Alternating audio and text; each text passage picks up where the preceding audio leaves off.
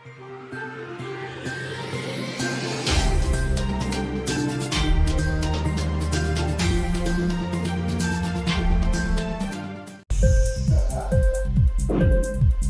TV prime time समाचार में आपका स्वागत है।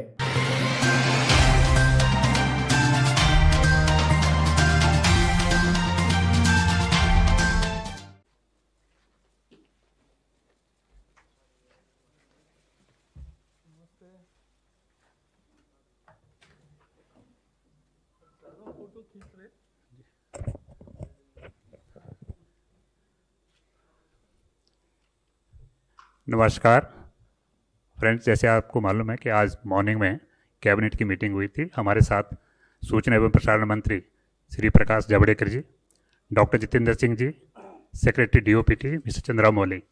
तो मैं रिक्वेस्ट करूंगा मंत्री जी से कि सर आप कैबिनेट के बारे में ब्रीफ करें। सर, पिछले सप्ताह में यानी पिछली कैबिनेट के बैठक में एक बड़े सुधार के तहत राष्ट्रीय भर्ती परीक्षा का निर्णय हुआ। भर्ती के लिए अनेक परीक्षाएं छात्रों को देनी पड़ती है, उसके एवज में एक ही परीक्षा हो, ये उस निर्णय का मूल अर्थ था। और मुझे खुशी है कि पूरे देश भर में उसका स्वागत हुआ। वो भर्ती के पहले का सुधार था, आज भर्ती के बाद का सुधार का निर्णय हुआ है। भर्ती होने के बाद विभिन्न कर्मचारी अधिकारी उनकी लगातार क्षमतावर्धन कैसे हो, कार्यक्षमता कैसे बढ़े, इसके बारे में, और वो प्रभावी कैसे, कारगर कैसे साबित हो, इसके लिए क्षमतावर्धन का एक लगातार कार्यक्रम चलेगा और उसका नाम कर्मयोगी योजना है। तो ये एक बेहद ही महत्वपूर्ण सुधार है और 21वें सदी का सरकार के मानव संसाधन का सुधार का एक बहुत बड़ा ये सुधार कहला जाएगा। और लोगों की अपेक्षाओं पर खरे उतरने वाले अधिकारी तैयार करना इसका मूल मकसद है। और उसके लिए आज जितेंद्र सिंह जी यहाँ आए हैं, छोटा प्रेजेंटेशन भी होगा और उसके बाद वो एक्सप्लेन भी करेंगे। एक दूसरे निर्णय के तहत जम्मू कश्मीर के लिए एक राजभाषा विधेयक 2020 लाने का भी फैसला हुआ और उसमें उर्दू, कश्मीरी, डोगरी, हिंदी और इंग्लिश, ये 5 ऑफिशियल लैंग्वेजेस रहेगी। इसकी ये लोगों की मांग पर इसका निर्माण हुआ है। बाकी इसके डिटेल्स आज नहीं बताऊंगा क्योंकि वो इंट्रोडक्शन होगा पार्लियामेंट में, तब आपको सबको प्रतियां मिलेगी, तब आप उस पर ज़्यादा चर्चा कर सकते हो। आज 3 MOUs को भी मान्यता दी गई। जापान के साथ वस्त्रालय मंत्रालय का एक गठबंधन ये हुआ, MOU हुआ क्वालिटी इवैल्यूएशन के लिए। खनन मंत्रालय का फिनलैंड के साथ एक समझौता हुआ है और नवीन ऊर्जा रिन्यूएबल एनर्जी मिनिस्ट्री का डेनमार्क के साथ एक समझौता हुआ है। वो भी समझौते देश के लिए महत्वपूर्ण है। तो मैं और ज़्यादा नहीं कहूँगा। Today cabinet has decided very important big reform. It decided on one big reform in form of National Recruitment Agency in the last cabinet, which was appreciated by all over the country, one and all. Now, that was a pre-recruitment reform. Now this is a post-recruitment reform where the opportunity to officers and employees will be given to improve their own performance on a continuous basis, and where this will be called as a Karma Yogi scheme, and that there are many new methods, many new first in that, which Jitendra Singh ji will explain, and there will be presentation also. But I can say that with this big reform, people will get the officers as they want to behave with them and as they want to be efficient.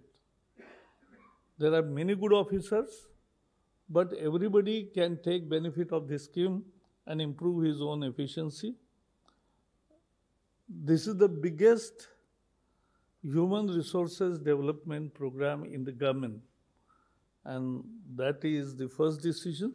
The second is we have decided to introduce in Parliament Jammu and Kashmir Official Languages Bill 2020, in which 5 languages, Urdu, Kashmiri, Dogri, Hindi and English, will be the official languages. This has been done based on the demand by the people. And the third is the 3 MOUs, one with Japan, Textile Ministry's quality evaluation method. With Finland, the Mining Ministry has done 1 MOU, and with Denmark, Ministry of New and Renewable Energy has done this. So, over to Jitendra Singh. I invite Secretary DOP. First, there will be presentation. Thank you very much, sir. Respected dignitaries on the dais and friends, this is a presentation on the mission Karma Yogi for the nation. Let me start by telling you what is the vision of our government on how a civil servant should be. It is imagined that the civil servant of today, in order to meet the challenges of the world as well as the society, will have to be imaginative and innovative.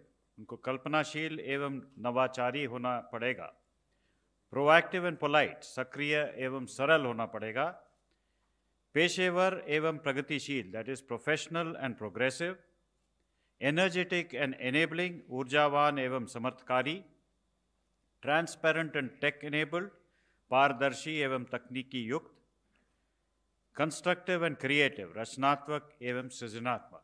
This is the vision of the civil servant of tomorrow. Next, please.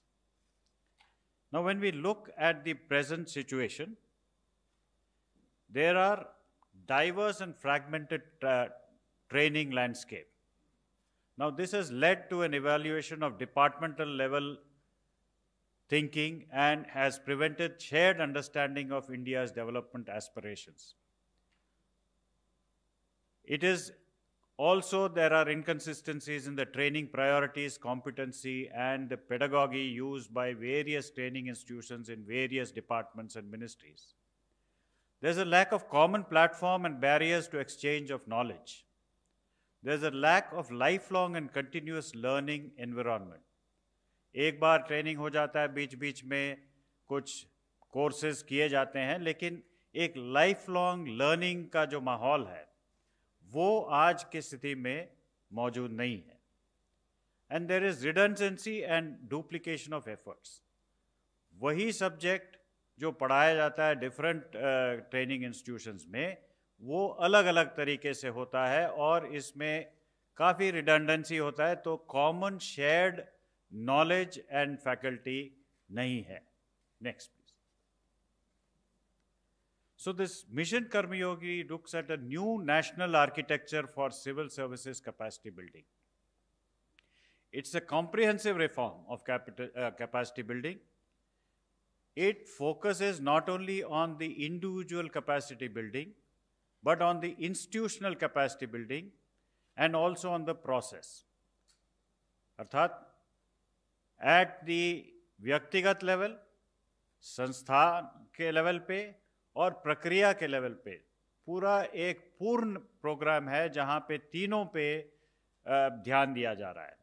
Inquilab TV समाचार आपको अच्छे लगे तो share कीजिए, subscribe कीजिए, comment कीजिए।